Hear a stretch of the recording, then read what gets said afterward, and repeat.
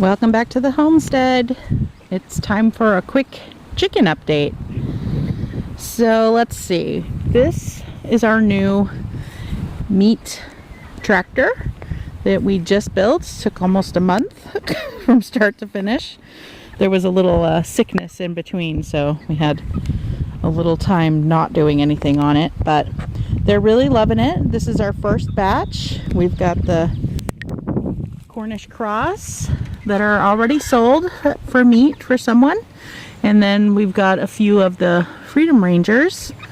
There's a total of 15 birds in here right now. We have been moving it a couple of times a day. We feed them about 4 times a day, spread out, and they spend a lot of time chomping on the grass, digging for bugs. They have been doing that. It's so awesome to have your meat birds be able to be on fresh pasture. It just makes such a big difference in the quality of the meat and the bird. So the Cornish cross technically should be butchered in about a week, but I think we may let them get a bit bigger because they are being sold to a good friend to fill her freezer. So a little bit about the meat tractor. This outside area that they're in right now is only where they are during the day. So we only have chicken wire on that. We're out here all the time, not really concerned with predator pressures during the day. They're fully enclosed. Nothing can get to them from the top either. We pull it around using this rope here, and that works great. We have complete access to the whole thing by these doors that we made in the top, so we can get in there and get to them if we need to. They've graduated to a bucket water now because the smaller waterers and the metal waterers just weren't doing it for them. We had to fill them up too much. So hey guys, how are ya? Enjoying the day? It's nice and sunny now. It rained last night, but they're doing great. Oh, there are a couple inside. We'll take you over there now. So we're really loving this. It's working out great. Okay, so what we did was we covered the top with tarp, but this top also has more chicken wire fencing. But then you move over to their nighttime quarters, and boy, we sure do love a good pop door, don't we? Everything we build has a pop door. So we used chicken wire, and I believe this is half inch or 1/4 inch hardware cloth is enclosing this entire in nighttime area, we'll call it that. It's got some perches. I'll go ahead and open it. Oh, you can see where they were. Very poopy babies. They poop a lot. So, okay, I hate stepping in it. We have a latch here that we unlock, and then you can open it up. And there they are. Hi. Not enough room in the shade over there, so you had to come in here, huh? So we open and close the pop door at night. Very simple. Well, close it at night, open it in the morning. They go right out. They really like it. They've been going in at night all by themselves. Only took 2 nights to train them. So this area is very secure. See how it has both kinds of wire. And we gave them plenty of shade. We're using this nice reflective tarp. So actually when I open the door here and put my hand in, it feels nice and cool down here. Plenty of breeze. Both ends are open. This is all open. The top on the other side is open. The back side is the only thing, and this half section are covered. So they have plenty of space. Lock it up again to get out of the sun and be protected from most of the weather. And they're doing great, thriving, really happy with it. Okay, so that's our 7-ish week old meat birds, first batch. So here are our next batch of meaty birds, and we call them the 6-pack. We've got 2 new comets. Right by them are 2 new leghorns. And then somewhere, oh, there's Polly way over there by the door. She's hiding. Polly and her sister, which are buff Orpingtons. So they will help to replace our aging hens that we'll be culling this year. So they're all in here. The 6-pack go in that crate at night, and then we put them in the greenhouse. So that's where they've been staying. Before that, they were living in the cage inside. We've had to do a complete move around of all the chicks. These guys, these 20 new meat birds that aren't really new anymore, they're almost a month old. They were inside almost the whole time. They've been outside for a little less than a week now. But they live inside in the brooder pen there. And we'll go in. So they're in the brooder pen down here. It's very easy for them to go in and out at night. Then where the 6-pack were, they were up here.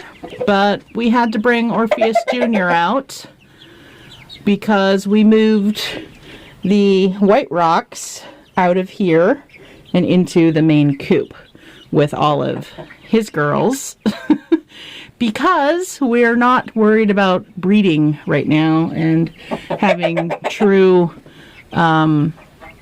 jings going on with the eggs. So now you're probably wondering what the heck's going on here. We have a broody mama hen in here. We have never had this hen go broody. I have no clue what's going to happen. She is a leghorn. And we'll open it up and say hi to her for a sec. Hi, Mama. How you doing? So she's all ready for her babies. We got her food and water real close to her. She never has to get off of the nest. And every morning we throw her outside to go potty and do her business so that her cage stays clean. But because of all the noise, the baby chicks that are out here, I went ahead and put cardboard up to kind of block out the visual sensory issues that I thought might happen with her. So she doesn't have to see the babies. I did make the mistake yesterday of putting her outside with the babies in the morning, thinking everything would be okay, and she immediately started attacking them. So we decided it's probably a better idea to put her out before we open the gate for the babies. So the babies are pretty good. We herd them in every night by just moving their food dish back inside. The 6-pack girls, they're a little bit bigger than them at the moment, but not by much. They're the same age as the first batch of meat birds, so you can tell they're very small. They grow a lot slower than a meat bird. And they're doing good. I mean, they do pick on the little birds, but it won't be long before those little birds are picking on them. All right, so one of the other reasons we have Orpheus Jr. up here is because I'm holding him at night to try and get him more friendly. He's very skittish, and we don't really like that trait. We want him to be comfortable with us, not scared of us. He's almost a year old, and I really want him to be a good rooster so I don't have to replace him with some of the eggs that are under this broody hen. So you be good, right? He's done well so far. Good boy. On to our main coop inhabitants. We have got the White Rock Rooster now with his 3 White Rock girls, several Leghorns, and the Dorking and Arcana mixes that we hatched out last year, who actually lay blue eggs. It's really pretty. And their mamas. There are 3 full Dorking hens, and a couple of full Dorking hens that we hatched out last year as well. So they're all in the main coop at the moment, and they're doing pretty good. They're pretty adaptable chickens. So they We've been working on putting shade panels up for them for 2 reasons. Trying to limit the snow load that happens when we just plastic it, also to make it last longer, because whenever we plastic it lasts 1 season and it's too expensive. So okay, and then here's the extra run. They love it out here. When it's raining, we don't tend to let them out because it's very muddy, but they're doing pretty good.